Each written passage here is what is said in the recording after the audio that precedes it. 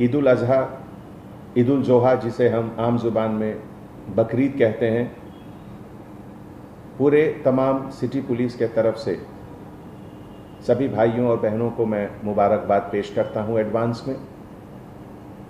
हैदराबाद शहर में ही नहीं,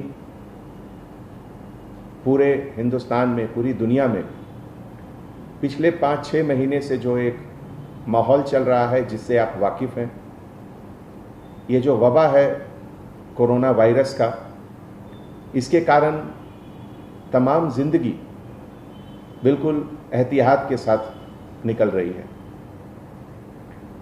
अगर आप हैदराबाद में देखें तो शुरू से ही हर मजहब में, चाहे वो हिंदुओं का रामनवमी हो, हनुमान जयंती हो, और अभी जो तुरंत गुजरा बोनालू, जिसका एक बहुत अहमियत है हैदराबाद में, हमारे क्रिश्चियन कम्युनिटी में बिशप थुम्माबाला के तरफ से जो इनिशिएटिव था ईस्टर में, जिसमें कि लाइव स्ट्रीमिंग किया गया फर्स्ट टाइम वीडियो के मार्फत से, और गुड फ्राइडे को देखा गया।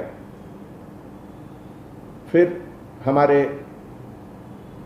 मुस्लिम भाई बहन जो हैं, रमज़ान में भी देखे कि बहुत एहतियात के साथ सब लोगों ने रमज़ान को मनाया, ईद को मनाया, क्योंकि ऐसा माहौल शायद पहले कभी इतिहास में नहीं आया।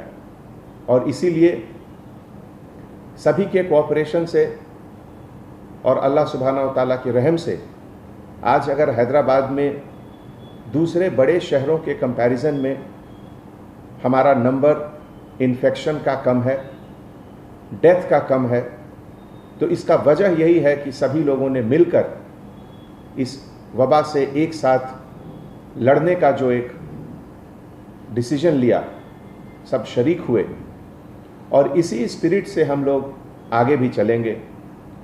तो बकरीद में भी हम लोग इसी तरीके से आगे आप लोगों से गुजारिश कर रहे हैं, जैसा कि पहले सभी फेस्टिवल में हुआ था, रमज़ान में भी हुआ था, कि कहीं बड़ी गैदरी, कहीं जमात नहीं हुई थी। जैसा कि आप जानते हैं, ये बड़ा चोर किस्म का वायरस है। ये चुपके से आपके शरीर में दाखिल हो जाएगा अगर आप किसी के करीब जाएंगे। 2 गज की दूरी बहुत ज़रूरी है, और इसीलिए हमारे गवर्नमेंट के तरफ से और हमारे बुज़ुर्ग आलिम के तरफ से लगातार कोशिश है। सभी मस्जिद में हमेशा लोग कहते रहते हैं कि घर पे ही अपना नमाज अदा करें, और अगर मस्जिद आना है तो घर से पहले घर में ही वजू करके आएं। तो इन सब बातों का एहतियात हैदराबाद में हम लोग सब पिछले 5 महीनों से करते आ रहे हैं, और अभी बकरीद में भी मुझे यकीनन पूरा भरोसा है कि हम लोग सब मिलकर सबसे पहले, जिसको कहते हैं आज हम लोग सेफ बकरीद, सेफ ईद का एक नारा देंगे।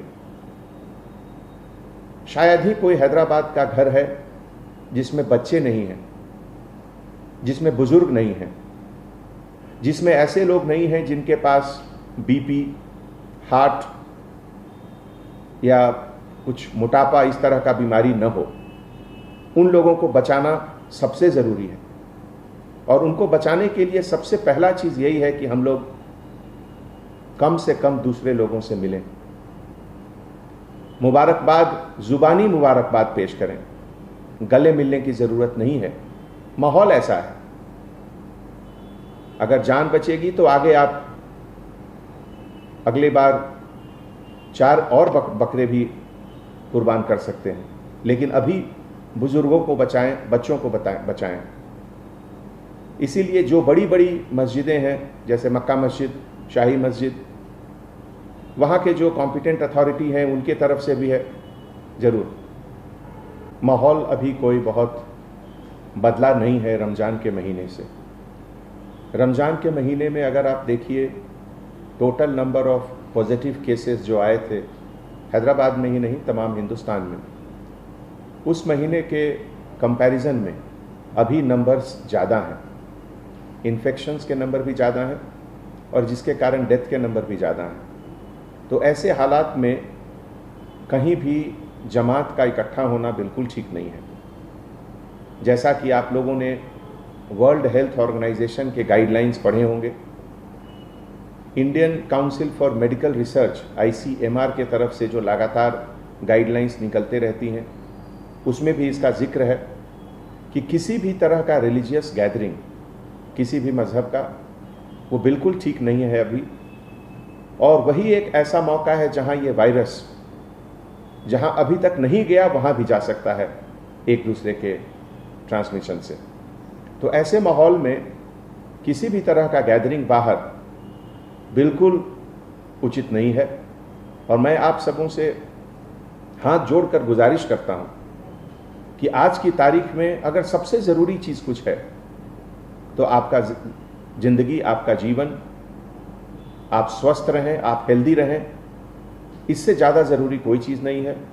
और सिटी पुलिस के तरफ से मुझे बहुत खुशी होगी कि अगर आप सभी को ये समझाएं कि ऐसे मौके पे अभी जो एहतियात रमज़ान में सब लोगों ने दिखाए थे वही अभी बकरीद में भी रखें। कोरोना वबा से जो लोग इफ़ेक्टेड हुए और उसको हराकर, जिसको हम लोगों ने नाम दिया कोरोना कॉन्करर, कोरोना को हराकर जो वापस डिपार्टमेंट में दोबारा ड्यूटी शुरू किए, वो हमारे लिए सोर्स ऑफ इंस्पिरेशन है। उनका कॉन्फिडेंस हमारे लिए, हम सब के लिए एक मिसाल है। एक बात उसमें से एक हमारे ऑफिसर ने बहुत अच्छी कही, वो मैं यहाँ पे कहना चाहता हूँ। चूँकि बकरीद के समय सैक्रिफाइस, कुर्बानी दी जाती है, तो एक चीज़ का जहन में ज़रूर रखें कि जो कसब कसाई लोग हैं, जो कुर्बानी करते हैं, जो काटते हैं जानवरों को, वो सेहतमंद हैं या नहीं। उनका सेहत बहुत ज़रूरी है। अगर वो खुद सेहतमंद नहीं है तो वहाँ से भी ये वबा दूसरे जगह फैलने की गुंजाइश रहती है। तो मैं आप सबसे गुजारिश करता हूँ कि जहाँ से भी आप लोग जा रहे हैं गोश्त लाने, एक बार उसका भी ध्यान रखें कि जो कसाई लोग हैं उनका हेल्थ बहुत ज़रूरी है पूरे सोसाइटी के लिए, बहुत ज़रूरी, बहुत सबक मिलता है। और आज की तारीख में उस कुर्बानी की अहमियत पहले से ज़्यादा है।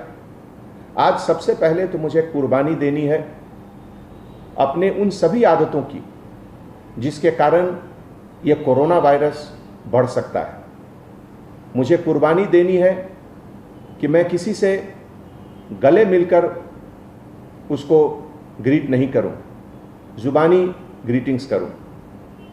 ये भी एक तरह का कुर्बानी है, क्योंकि सब लोगों को गले मिलना बहुत अच्छा लगता है और पहले लोग मिलते भी थे और अच्छी बात है। लेकिन अभी के माहौल में उसकी कुर्बानी देनी होगी, उससे अलग रहना होगा हम लोगों को। इसी तरीके से जो हमारे घर में जो बुजुर्ग हैं, किसी भी हालत में उनको बाहर नहीं आने देना है। जो छोटे बच्चे हैं उनको बाहर नहीं आने देना है। तो इन सब आदतों की कुर्बानी देनी है।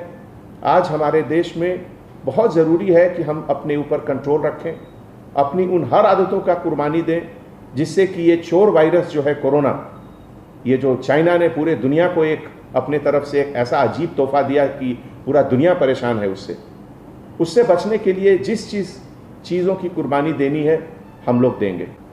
लॉकडाउन खोलने के बाद दोनों चीज़ की अहमियत बढ़ी, लाइफ और लाइवलीहुड।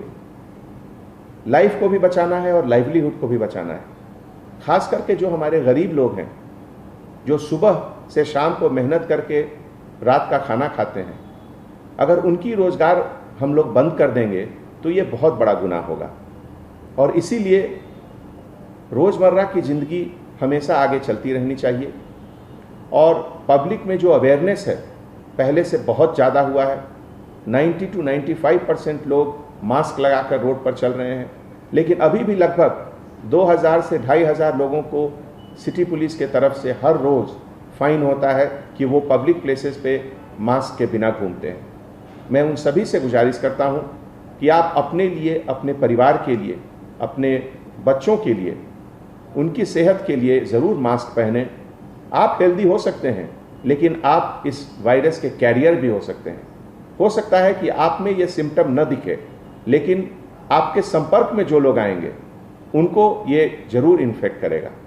इसीलिए नंबर अगर थोड़ा ऊपर जा रहा है या थोड़ा नीचे आ रहा है, उससे अपनी सावधानी में कमी नहीं होनी चाहिए, एहतियात ज़रूर बरतना चाहिए। कम से कम अभी मुझे लगता है कि 2 से 3 महीने तक तो बहुत ज़रूरी है कि हम लोग स्ट्रिक्टली फॉलो करें, इम्प्लीमेंट करें जो भी गवर्नमेंट की गाइडलाइंस है, ICMR की गाइडलाइंस है। सबसे पहले तो जो हमारे देश का जो कानून है, उस कानून के तहत जो भी प्रोहिबिटेड एनिमल्स हैं, जैसे काऊ, कैमल या इस तरह के जानवर जिनका एग्रीकल्चर में अभी तुरंत यूज़ हो रहा है, उनकी कुर्बानी न दी जाए। और जो भी लोग कुर्बानी दे रहे हैं, जो ज़बह कर रहे हैं, वो जो एक हाइजीन के तरीके से होता है, जो चाकू या जिससे कट कर रहे हैं, वो कहाँ से लाए, उसको अच्छे तरीके से सैनिटाइज ज़रूर कर लें। हर चीज़ का सैनिटाइजेशन करना बहुत ज़रूरी है। एक बहुत अच्छा सिलसिला है बकरीद में कि लोग गरीबों को देते हैं, अपने पड़ोसियों को देते हैं गोश्त। उसमें भी थोड़ा सावधानी बरतें कि अगर एक जगह से कहीं इन्फेक्टेड गोश्त बाहर निकल गया तो वो बहुत लोगों को इन्फेक्ट कर सकता है। इसीलिए हमने पहले गुजारिश की थी कि जो कसब लोग हैं उनका हेल्थ बहुत इम्पॉर्टेंट है, कि वो स्वस्थ हैं, वो कैसे हैं, और घर में जो भी लोग कटिंग कर रहे हैं उनका हाथ साफ रहना चाहिए। जहाँ तक संभव हो हाथ में दस्ताने पहन लें, ग्लव्स पहन लें, और उसके बाद ज़बह करें तो बेहतर होगा। जो हमारे बुज़ुर्ग हैं, हमारे इस्लामिक स्कॉलर हैं, जो हमारे आलिम हैं, उनसे मैं दरख्वास्त करता हूँ कि कुछ रास्ता निकालें, कुछ सोचें। क्या 2 ईद की नमाज एक वक्त में हो सकती है क्या? इस तरह का कुछ सिलसिला अगर सोचकर वो कुछ निकालेंगे तो इसमें सबकी भलाई है, सभी के हेल्थ के लिए, सभी के ये वबा से बचने के लिए थोड़ा मदद मिलेगा। ये हमारी एक अपील है, हमारी गुजारिश है।